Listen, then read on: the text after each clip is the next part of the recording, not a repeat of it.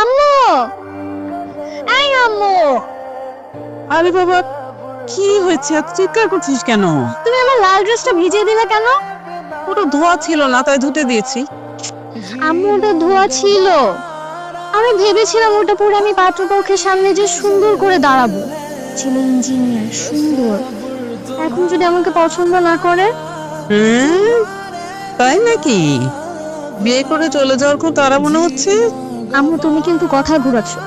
আমি ভেবেছিলাম ওই লাল জামাটা পরে আমি পাত্রপক্ষের সামনে যে সুন্দর করে দাঁড়াবো। ছেলে ইঞ্জিনিয়ার, সুন্দর।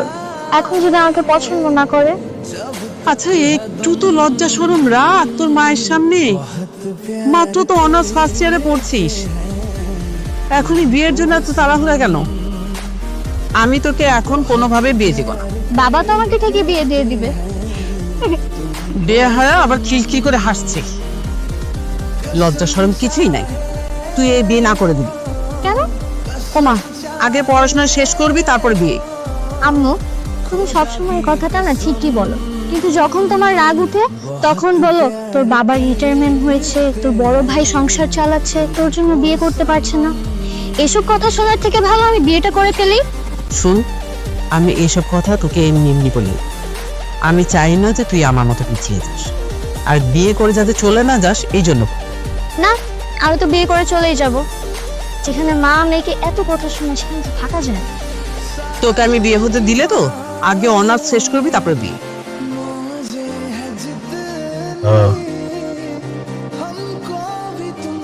একটা কথা বলার ছিল। হ্যাঁ বাবা, বলো। গতকাল রাতে আমি পাত্রকে না বলে দিয়েছি। তোমার মা আমার সঙ্গে যে কথা বলা বন্ধ করেছে সেটা যেন সে থামিয়ে দেয়। কিন্তু বাবা, এত ভালো পাত্র না করে দিলে যে? আসলে আমি বহু বছর ধরে সবকিছুতে আমার মতামত চাপিয়ে দিয়েছি। এখন আমি রিটায়ারমেন্টে অনেক ভাবনা চিন্তা করার সময় পাবো। আমার উপলব্ধি হলো যে তোমরাই সঠিক, তাই আমি না করে দিয়েছি। করে আপনি শুক্রবার আমাকে অফিসে আসতে বললেন যে? কেন সূর্য, ফ্রাইডেতে অফিসে আসা নিষেধ নাকি? ইম্পর্টেন্ট কাজও তো থাকতে পারে, তাই না? তা অবশ্যই পারে স্যার। আচ্ছা স্যার, একটা কথা বলবো। মানে এইভাবে শীর্ষ বাজানো কি ঠিক? সূর্য, এখন কি আমার আপনার কাছ থেকে শিখতে হবে কোনটা ঠিক কোনটা ঠিক না? আজকে কি ওয়ার্কিং ডে? আপনি আমি ছাড়া অন্য কোনো এমপ্লয়ি আছে অফিসে? জি না স্যার, নাই। বাবার রুম খোলা? আমার কিছু টাকা দরকার। ফ্রাইডে ব্যাংক অফ, টাকাটা তুলতে পারিনি, সো লকার যদি খোলা থাকে আমি কিছু টাকা নিতে। স্যার, এ বিষয়ে কি আপনার স্যারের সাথে আলাপ হয়েছে? বলার প্রয়োজন মনে করিনি, আর বললে আমাকে এমনিও দিয়ে দিত বাবা। বেসিক্যালি আমার ইউনিভার্সিটি জুনিয়র একটা ইভেন্ট করছে, সেখানে 10 লাখ টাকা প্রয়োজন। আমি ভাবছি কোম্পানির স্পন্সর করে দিই। তুমি খোলা না থাকলে আমি ইভেন্টটা খুলে দেন। Sorry sir. স্যার, ওসমান স্যারকে না জানিয়ে আমি আপনাকে টাকা দিতে পারবো না, সরি। মন তুর্য, সে কখন থেকে স্যার স্যার স্যার স্যার করতেছিস কেন? হ্যাঁ ম্যান, আমরা কাজিন, আপন খালাতো ভাই। দেখ, আজকে এখন এই প্রফেশনাল বিহেভিয়ারটা ছাড়, কান্ডি টিকেটে করে টাকাটা খুব দরকার হবে। দেখ ভাই, কোনোভাবেই সম্ভব না। খালু আমাকে সরাসরি বলেছে তোর যদি কখনো ক্যাশ লাগে আমি যেন ওনাকে জানাই, এরপরে দিই। তোর খালুই তো আমাকে বলেছে আমার কখনো ক্যাশ প্রয়োজন হলে আমি যেন তোর কাছে আসি, এসে টাকাটা নিয়ে যাই।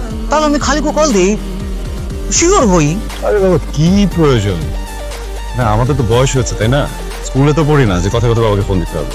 আমার লাইফের one of the best events. তোমাকে তো পিকচার্স দিয়েছি, পেয়েছো? তুমি আজকে তুর্যের সাথে যে ব্যবহারটা করেছো সেটা কি ঠিক আছে? কালকে তুর্যকে সরি। আরেকটা কথা, এতবার বলার পরেও নামাজটা ঠিক মতো আদায় করো। আজকে শুক্রবার ছিল, জুম্মার সালাত আদায় করো। আমাকে আর তোমার মাকে মানুষ ভালোবাসে আমাদের সম্পদের জন্য না, আমাদের অবস্থানের জন্য। তারা আমাদেরকে মন থেকে ভালোবাসে, কিন্তু তুমি যেভাবে আগাচ্ছ তাতে তো আমার মনে হয় কেউ তোমাকে মন থেকে ভালোবাসবে না। কিভাবে বুঝলে বাবার সাথে কিছু একটা হয়েছে? এমনিতে তুমি আমার বাসায় আসো, বড় আব্বুর সাথে কিছু হলে তুমি এই জায়গায় আসো, ইভেন তুমি আমাকেও ডেকে নিয়ে আসো।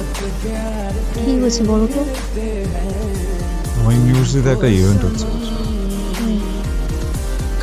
জুনিয়রদেরকে বলেছিলাম যে আমি স্পন্সর করব। আবার অফিসের লকার থেকে টাকা বের করতে গেলাম, নিয়েছি আর কি 200 টাকা।